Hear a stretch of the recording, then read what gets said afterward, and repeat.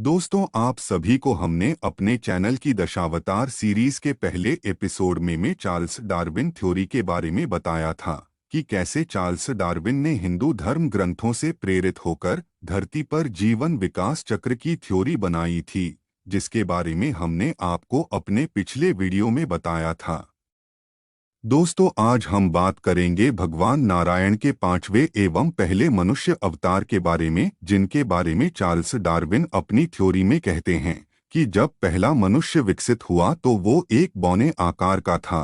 दोस्तों, उसे ही हमारे धर्म ग्रंथों में वामन अवतार कहा गया है। वामन का अर्थ होता है छोटा या बौना। दोस्तों, पिछली वीडियो में आपने भक्त प्रहलाद के बारे में देखा था, जिनके लिए स्वयं भगवान विष्णु ने नरसिंह अवतार धारण किया था। उन्हीं प्रहलाद के पौत्र हुए हैं राजा बलि, जिनको हराने के लिए ही भगवान ने वामन रूप धारण किया। दोस्तों, पौराणिक कथाओं के अनुसार समुद्र मंथन के बाद जब देवताओं को अमृत मिला तो उसके बाद भगवान शिव ने शक्ति का संतुलन बनाए रखने के लिए असुर गुरु शुक्राचार्य को मृत संजीवनी विद्या का ज्ञान प्रदान कर दिया। एक बार देवों और दैत्यों के बीच जब युद्ध हो रहा था, तब सभी दैत्य हार ही चुके थे। पराजित दैत्य इसके बाद मृत दैत्यों और घायलों को लेकर चले जाते हैं। वहीं दैत्यराज बलि को इंद्रदेव घायल कर देते हैं। उस समय दैत्यों के गुरु शुक्राचार्य संजीवनी विद्या के बल पर दैत्यराज बलि और बाकी मृत दैत्यों को जीवित कर देते हैं। इसके बाद राजा बलि ने शुक्राचार्य के कहने पर अनेकों तपस्याएं की तथा बल और शक्तियां वरदानों में प्राप्त की। इन वरदानों से एवं यज्ञों से प्राप्त किए शस्त्रों के कारण दैत्य वर्ग अब बलशाली हो गया और राजा बलि ने अपनी विशाल सेना को युद्ध के मैदान में उतारकर अमरावती पर आक्रमण कर दिया। यहाँ दैत्यों की शक्ति के कारण देवताओं को स्वर्ग से भागना पड़ा और बलि ने तीनों लोकों पर आधिपत्य स्थापित कर लिया। इस बात से इंद्रदेव भयभीत होकर भगवान विष्णु की शरण में पहुंचते हैं।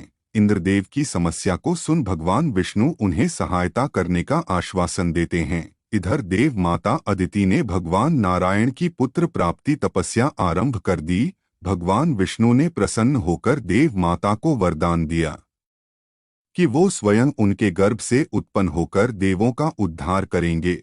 कुछ ही काल बाद भगवान विष्णु ने भाद्रपद मास की शुक्ल पक्ष की द्वादशी तिथि के दिन माता अदिति के गर्भ से वामन रूपी अवतार लिया। विष्णु जी अपने इस अवतार में ब्रह्मचारी ब्राह्मण का रूप धारण करते हैं। उधर दानव राज बलि अपने गुरु के कहने पर 100 यज्ञ कर रहा था ताकि दैत्यों का स्वर्ग पर स्थायी आधिपत्य स्थापित हो सके। दूसरी ओर भगवान वामन अपने पिता से आज्ञा लेते हैं और फिर दैत्यराज बलि के समीप जाते हैं। जिस समय वामन राजा बलि के पास पहुंचते हैं, उस समय बलि नर्मदा नदी के तट पर अपना अंतिम 100वां यज्ञ संपन्न करने जा रहे होते हैं।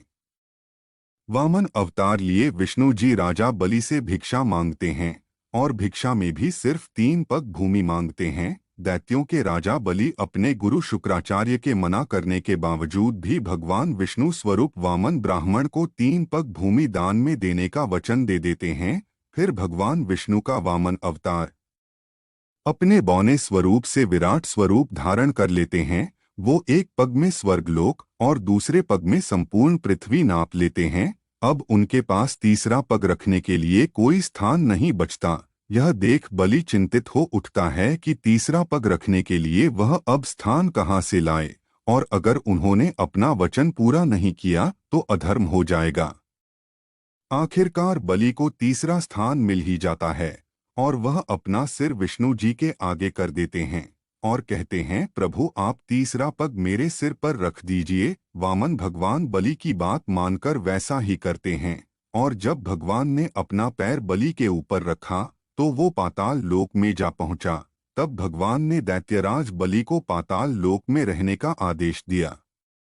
बलि की वचनबद्धता देख भगवान विष्णु अत्यंत प्रसन्न होते हैं और उसे कहते हैं कि कहो तुम्हारी क्या इच्छा है। बलि अपने वर में रात दिन विष्णु जी को अपने सामने रहने के लिए कहते हैं। इस प्रकार विष्णु जी अपने वचन का पालन करते हुए पाताल लोक में दैत्यों के राजा बलि का द्वारपाल बन उसके सामने रहना स्वीकार कर लेते हैं। दोस्तों, चार्ल्स डार्विन की थ्योरी के अनुसार फिर मनुष्य और विकसित हुआ। जो पूरी कद काठी का था, परंतु उसका अपनी भावनाओं या संवेदनाओं पर नियंत्रण नहीं था, जिसे हम भगवान का परशुराम अवतार भी कहते हैं, जो बहुत तीव्र गतिशील और अति क्रोधी थे। उनकी कथा हम अगले वीडियो में बताएंगे।